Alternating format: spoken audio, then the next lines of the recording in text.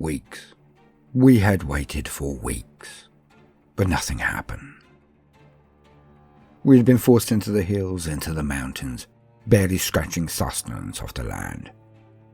Hiding by day inside caves and under bridges or outcrops, regularly repositioning when more of these things moved into an area. They were not organised, they were not disciplined, but still they hunted us down with amazing efficiency. Green, huge and warlike. They had come from the skies and boulders, and upon landing almost immediately started their campaign of destruction. Cities fell in mere days, villages in hours or even minutes. Our defence forces had been overrun in a matter of days. So many of them, so vicious. And so our small group had met, wandering the wilds, all escaping from different places, different war zones. But the story was always the same. The Greenskins had arrived and killed anyone and everyone who had stood up to them. There were 10 of us, only 5 adults, the rest children of between 9 and 14. All were quiet, all were able to move stealthily, and all were scented. Apart from Helena. A woman of some 3 decades, and she still believed in fairy tales and knights in shining armour. Each morning she would gather the children around the back of the cave and attempt to ease them into sleep with a tale of her beloved space marines. Always one would shine the brightest, despite living in the shadows, as she put it. Her shadow captain, her master of shadows, that she called Shrike. At first I believed that she was just a realist and knew the children would need some form of routine and pattern and reason to sleep in the day.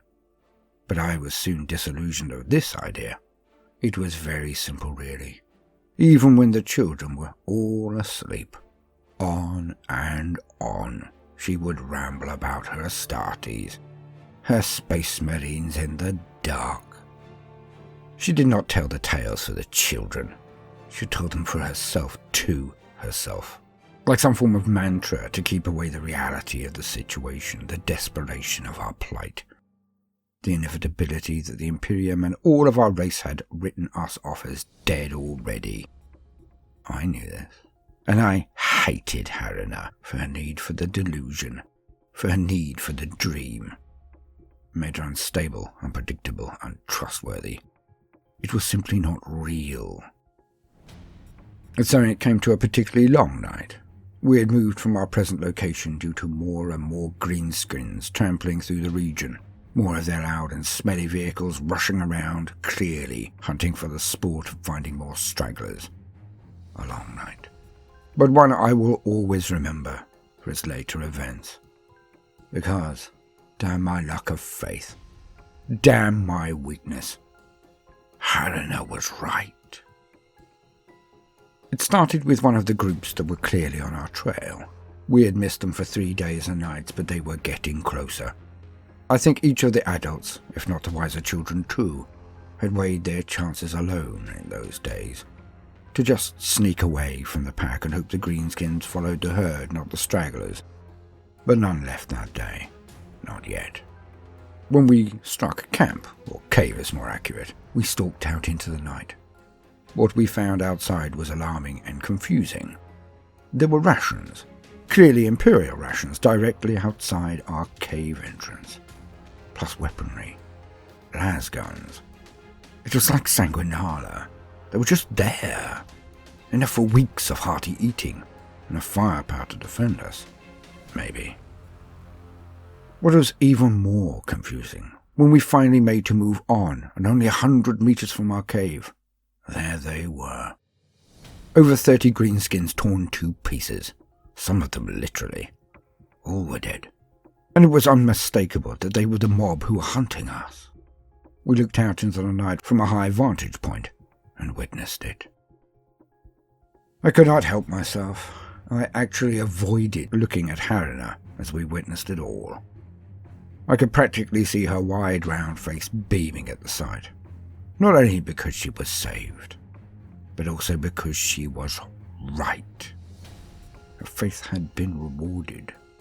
All those times I'd sniffed or scoffed, but never loud enough for the children to hear. She heard it.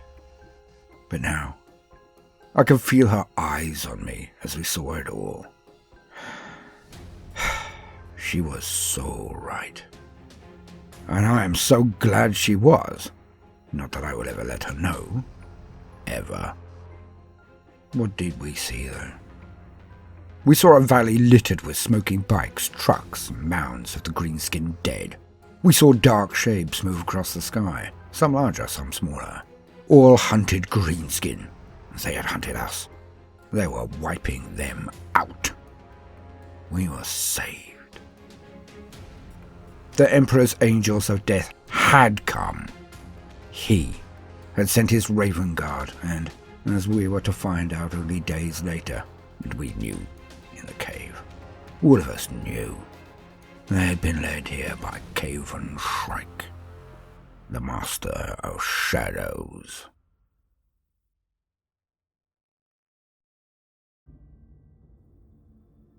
Welcome, gentle listener. I am Baldermort, your faithful servant, and I wish to introduce you to the forces, factions, and faces of the Warhammer 40,000 universe. Today, we are to explore a character who has been in the universe for a bit of time, but who has actually progressed quite recently.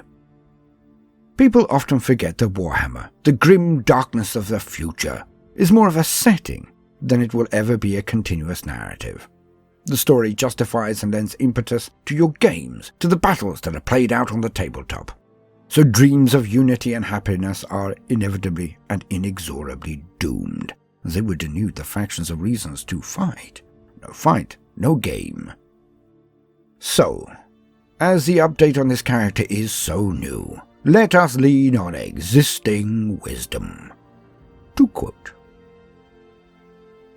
Kayvaan Shrike, Master of Shadows, Chapter Master of the Raven Guard. Steeped in the arts of ambush and hidden assault, Kayvaan Shrike is the Raven Guard's foremost warrior, and leads his chapter as Master of Shadows. In the course of his long and bloody life, Shrike has brought liberation to many worlds and death to countless foes. Wherever he treads, he brings hope to the oppressed and terror to the tyrannical. He who would become Kayvaan Shrike was born into the teeming millions who toil upon the surface of Kievar. His younger years saw him running messages for a Targus Guilder gang, a hard life in which he was forced often to take a stand against or use cunning and overcome older and stronger gangers to survive. As a neophyte, he soon proved his prowess, earning the right to a warrior name to mark his entrance to the Raven Guard's 10th Company. The forename Kayvaan honoured some memory from his gang days, of which he would not speak, while Shrike he chose for the swift hunter hawks that nested high in the Diagothian mountains.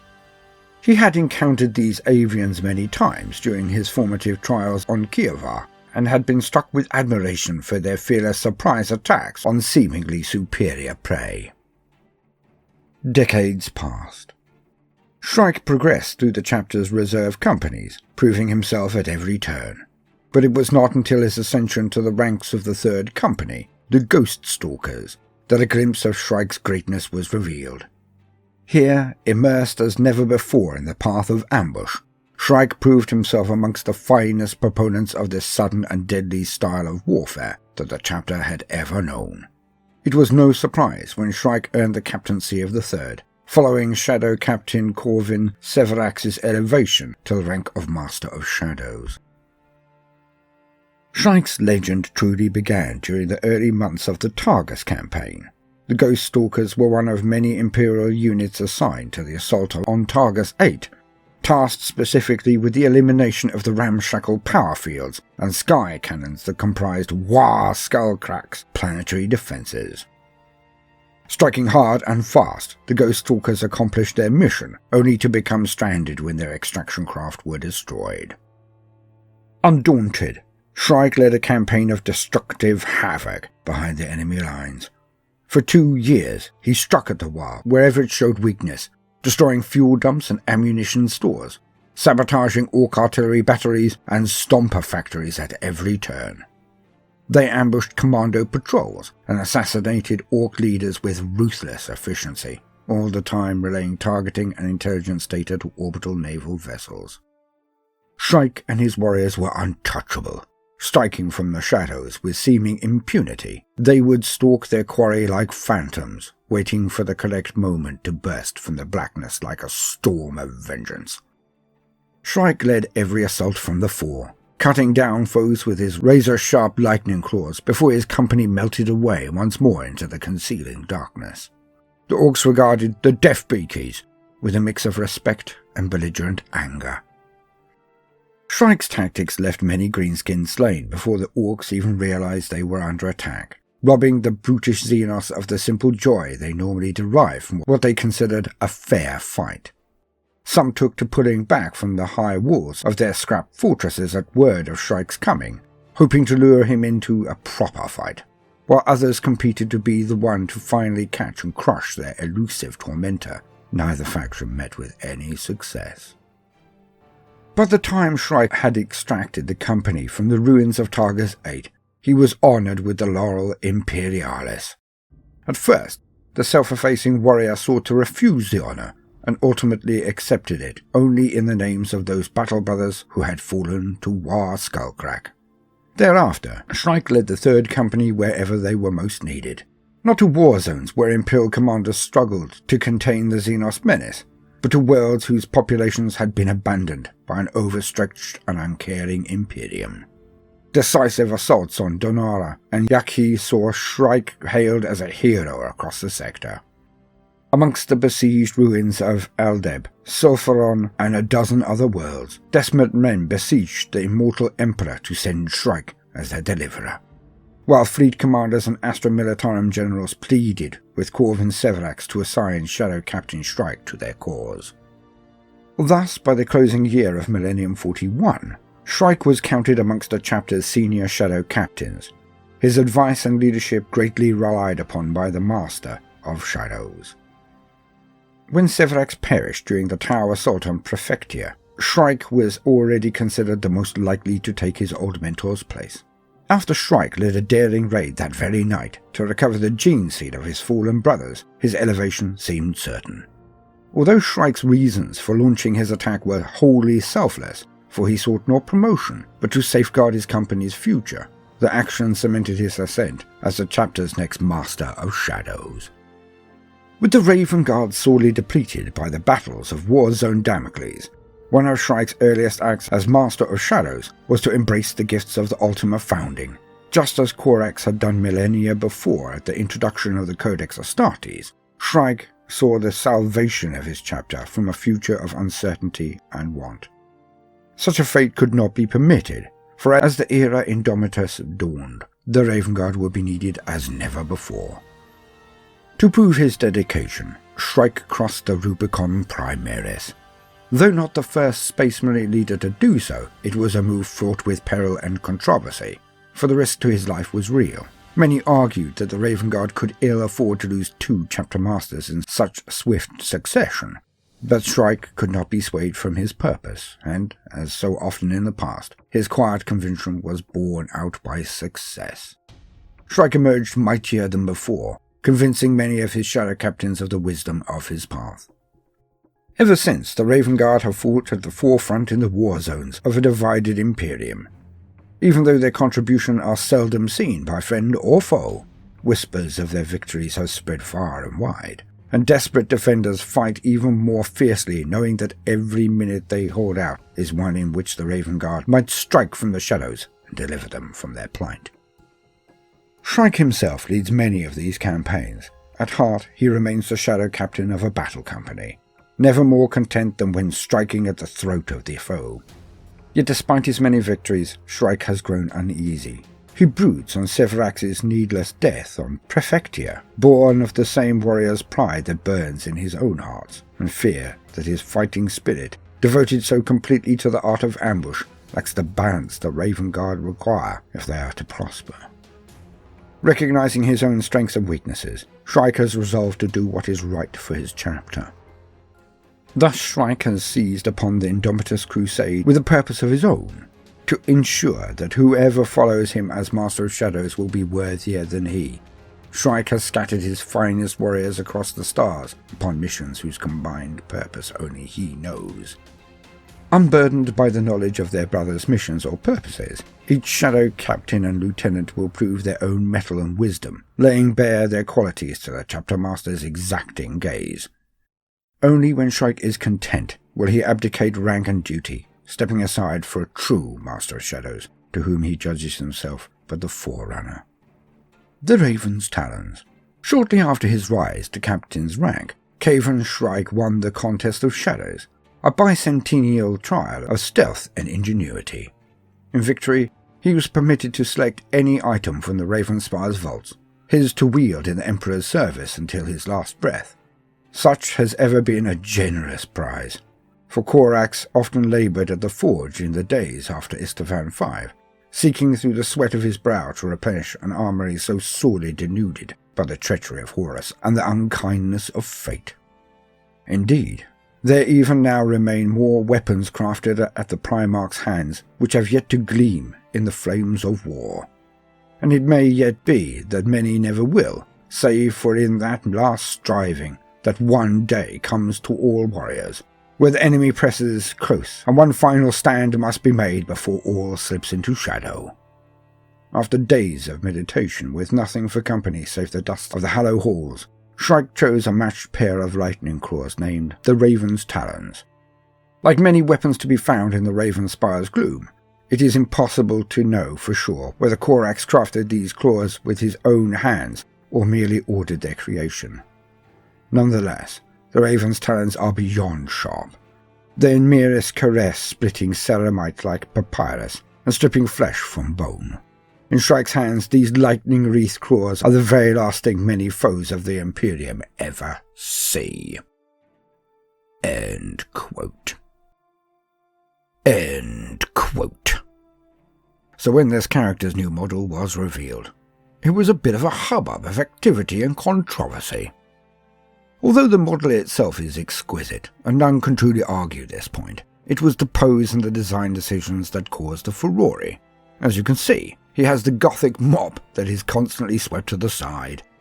Angry Boy and Emo Boy were sobriquets levelled at the figure, the look.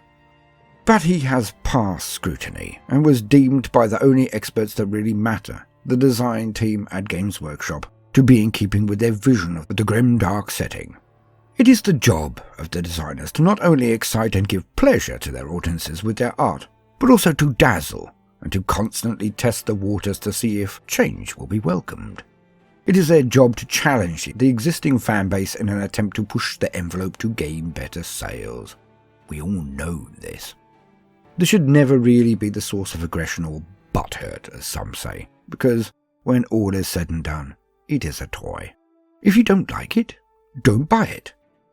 Vote with thy cold, hard cash, the only message of which a company will ever take any note.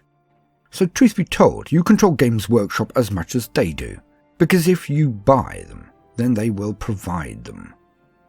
So if you want more of a certain aesthetic or style, buy those models, play games with those things contained, upvote comments concerning that thing in any site connected to Games Workshop, because trust me, they are now listening. I have been Baldermort, your faithful servant. If you've enjoyed this brief introduction to the Master of Shadows, Shrike, then do consider liking and subscribing. If you do so, then do also consider hitting the notifications button, as I would not want you to miss out. Now, no matter what you do today, do try to make some time for fun. Toodaloo.